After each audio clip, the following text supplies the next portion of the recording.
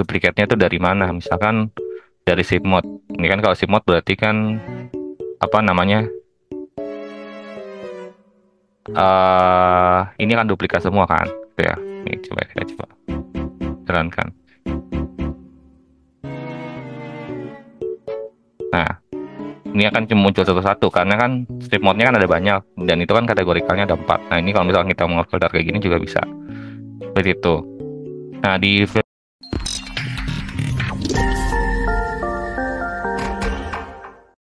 halo semuanya, ketemu lagi di hari ini. Jadi hari ini kita akan melanjutkan materi pembelajaran kita di KNIME Analytics, gitu ya.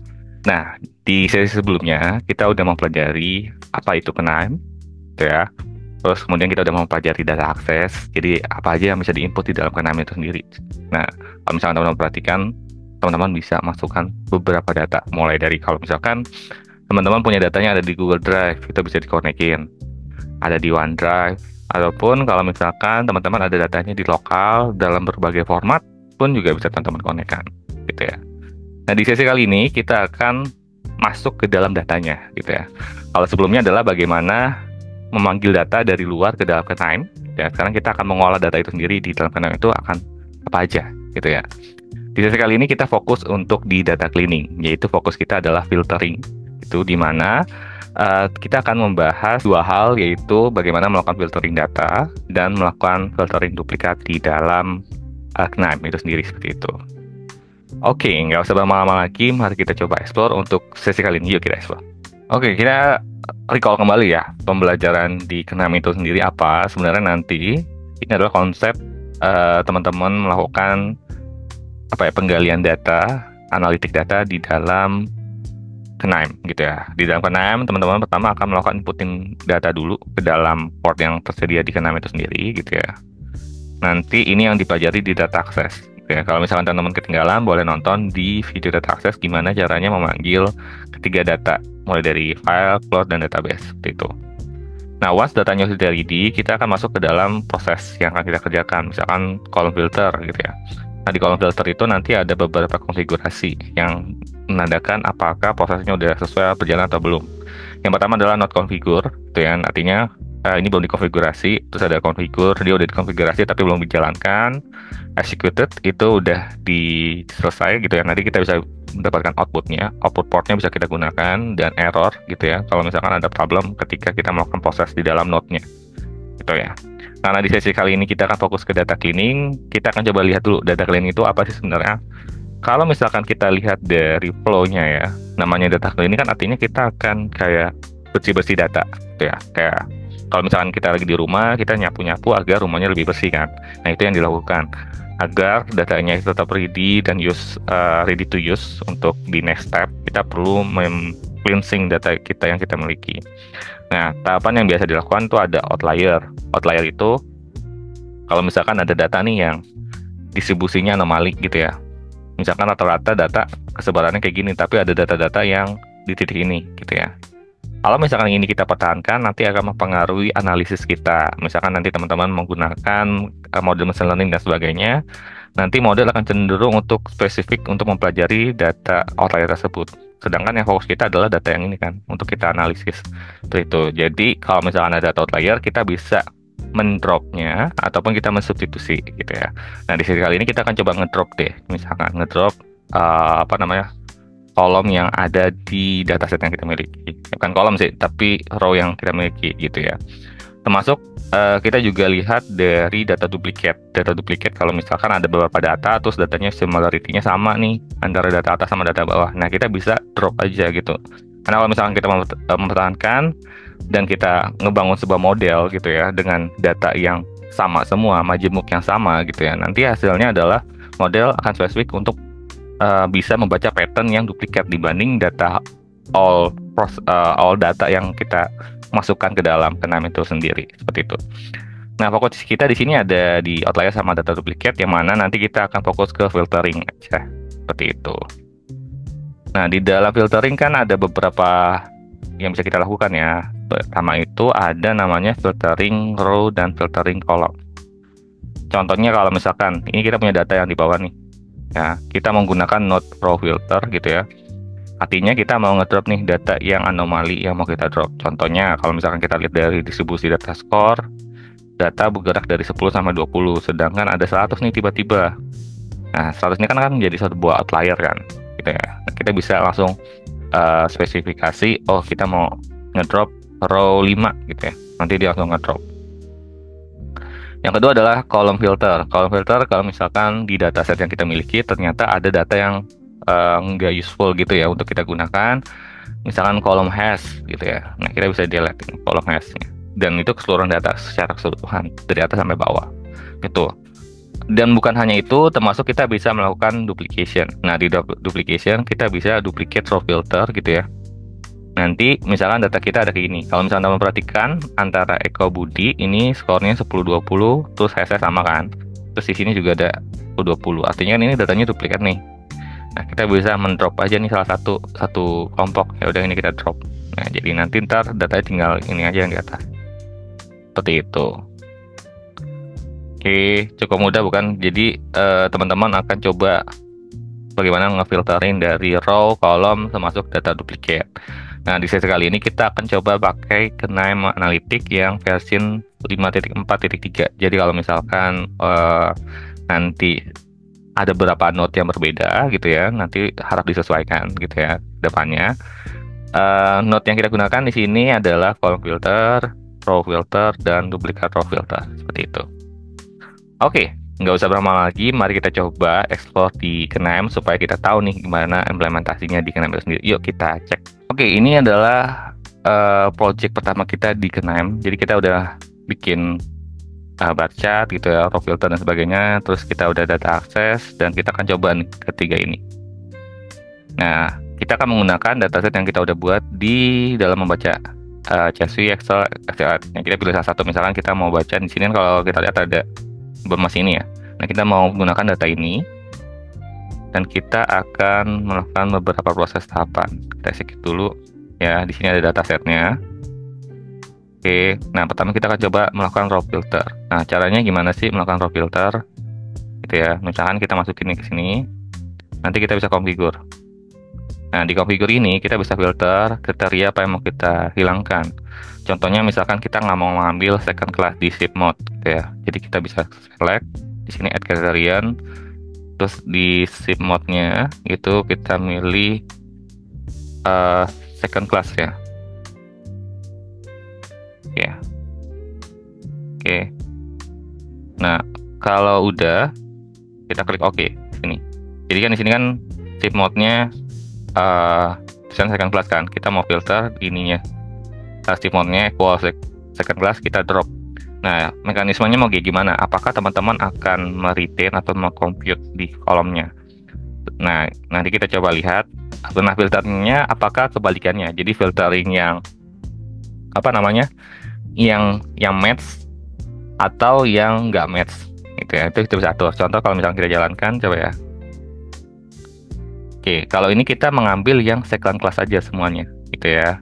Ini kalau misalnya kita nyalakan tip mode-nya, kalau misalnya kita klik standard class nggak ada kan, kosong. Tapi kalau misalkan kita klik second class, ini second class semua informasinya. Ini ya, first class-nya nggak ada. Tuh, first class kosong, SMD pun kosong. Tapi kalau misalkan kita mau filter, kebalikan. Kita mau filter yang ini dihilangkan. Ya udah, jadi kita klik OK di sini. Nah, second class-nya nggak ada di sini kan, di ship mode-nya. Kalau misalkan kita lihat filtering di sini second class ketika kita ini nggak ada gitu. Jadi teman-teman bisa sesuai nih caranya. Apakah mau teman-teman drop atau apa, itu bisa diatur. Di sini juga teman-teman bisa nambahin kriterianya lebih dari satu. Jadi ini kan kriteria satu di atas, terus ini kriteria 2 gitu. Kita bisa atur, tentuin nama kolom apa yang mau di filter, terus dia kayak gimana. Apakah missing, if not missing, gitu dan seterusnya, itu bisa kita atur. Oke, misalkan udah jadi, terus kita mau buat visualisasi pakai bar chart gitu ya. Nah, kita tinggal konekin aja nih di sini, konekin ke sini. Terus kita buat bar chartnya. Buat bar chartnya, misalkan kita mau ship mode, terus kita mau occurrence counts. Kita save and execute. Nah, di sini kita bisa melihat kan standar, first class sama SMD, tapi di second class-nya nggak nampil seperti itu. Karena second class-nya kita udah filter di sini. Oke, cukup mudah bukan? Itu baru kalau misalkan kita mau filter row. Tapi kalau misalkan filter kolom gimana? Caranya gampang. Ini kita taruh bawah aja. Nah, enaknya di Knaim kita bisa nyambungin beberapa. Jadi ini jalannya paralel ya, satu ke row, satu ke kolom. Nah, di sini kita juga bisa filter nih. Di kolom filter, mana yang mau kita hilangkan, gitu ya. Misalkan di include kita mau hapus yang ini nggak usah. Terus order ID nggak usah. Terus order date kita perlu, customer ID kita nggak usah, segmen customer name juga nggak usah, country country-nya aja, city nggak usah, state nggak usah, postal code nggak usah, atau langsung region aja. Terus product ID juga nggak perlu, product name kayak gini, misalkan kayak gini. Terus ada lagi nggak? Oke, misalnya kayak gini. Kita mau ambil yang ini aja, terus ya udah tinggal ini, kita tinggal klik jalan. Oke. Nah, di sini teman-teman perhatikan. Di sini kan ada awalnya kan dia kayak gini nih. Row ID-nya ada kolomnya ada 21, terus kita pindah ke sini. Kolomnya ada 10 gitu ya. Yang 10 ini adalah yang kita capture tadi. Ya, di sini. Tuh. Di sini ada informasi-informasi yang kita filter gitu ya. Misalkan kita pindah semua deh ke sini, terus kita pindahkan satu ke sini biar kelihatan bedanya.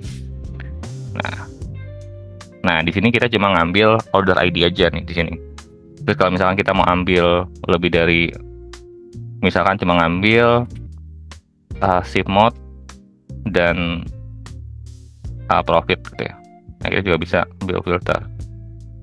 Nah, jadi cuma 2 aja. Nah, row ID ini pasti ketampil ya, karena memang ini bakunya di Knaim.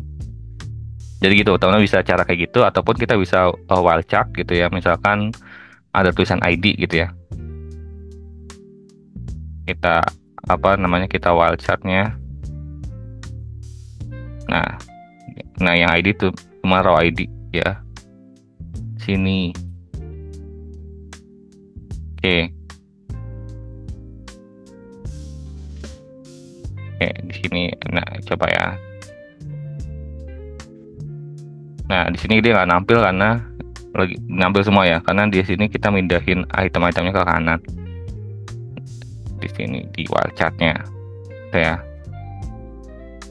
Ataupun kita juga bisa atur. Nah, yang order ID kita exclude. Misalnya order ID tulisannya kayak gini. Ya. Ini kita exclude, terus kita ketik lagi. Dan seterusnya, ini order ID kita exclude, terus yang lainnya kita keep gitu ya. Ataupun sebaliknya, order ID yang kita ambil. Nah, misalnya kita mau ambil yang profit aja. Nah, ini. Atau kita mau ambil dari sales gitu ya tuh. Nah, itu bisa.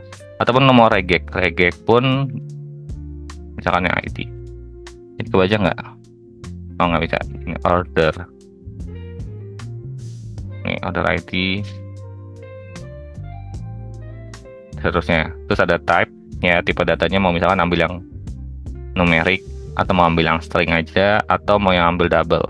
Nah, itu bisa kita atur. Misalkan mau ambil yang double, kita show kayak ini. Itu di kolom filter. Terus misalkan dari itu kita mau ambil manual, ambil kayak gini, terus kita mau coba visualisasiin di sini ya. Visualisasiin ini ke bawah ya. Kita konekin. Kita mau salin nih sini. Ya, udah dapat ship mode sama profit kan. Terus kita bikin visualisasi. Kita ship mode, ini kan cuma 2 kan, ship mode sama profit. Nah, terus kita bikin summary. Kita save and skip. Nah, kayak gini, nanti dia akan dapat summary-nya, ataupun kalau misalnya kita mau dapat average juga bisa dari datanya. Gitu. Dari average-nya ternyata profitnya hampir similarity ya. Cuma kalau dari sum tadi kalau misalnya kita lihat di nggak di first class ya, first class atau berapa ya? Oh, dari yang standar class-nya profitnya tinggi, namun itu sebanding dengan jumlah orangnya juga, bahkan yang lebih tinggi itu first class gitu. Nah di sini budgetnya bisa kita ganti ya namanya, terus custom kategori dan sebagainya kita bisa atur seperti itu. Nanti kita udah, kita klik OK. Jadi kita bisa lihat nih.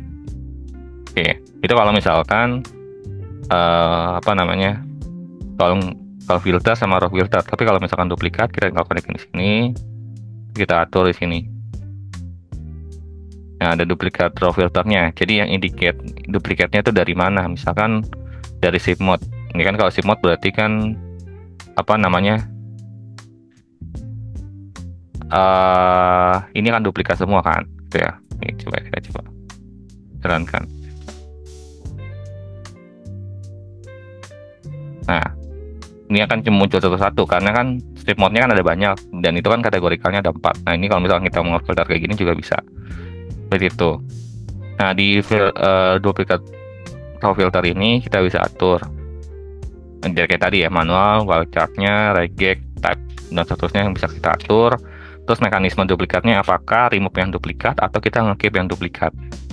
Nah, kalau misalkan ada duplikat, kita milihnya yang mana? Apakah yang pertama, yang terakhir, atau misalkan berapa item, kolom yang terpenuhi dan sebagainya. Tuh. Oke. Nah, sini ada ini mekanisme performance-nya. Misalkan kita mau keep yang atasnya, terus kita klik OK aja. Dan setelah itu kita coba visualisasikan. Ini kita tinggal konekin. Datanya cuma 4 kan di sini. Terus udah kita tinggal klik ini, udah tinggal jalanin aja sih. Nah, kayak gini. Tanggal kelas minus, second kelas naik, terusnya. Dan ini adalah satu tahapan yang bisa teman-teman lakukan untuk melakukan handling outlier, ataupun kalau misalkan ada data duplikat. Kalau misalkan ada outlier dari sisi row bisa menggunakan raw filter, kalau kolomnya mau kita drop juga kita bisa menggunakan kolom filter, atau misalkan ada data duplikat juga kita bisa menggunakan duplikat raw filter. Itu dulu teman-teman untuk proses data cleaning. Next video kita akan bahas lebih detail lagi proses-proses apa yang bisa kita elaborasi di KNIME. So jangan lupa dicoba dan sampai ketemu di minggu depan. See ya!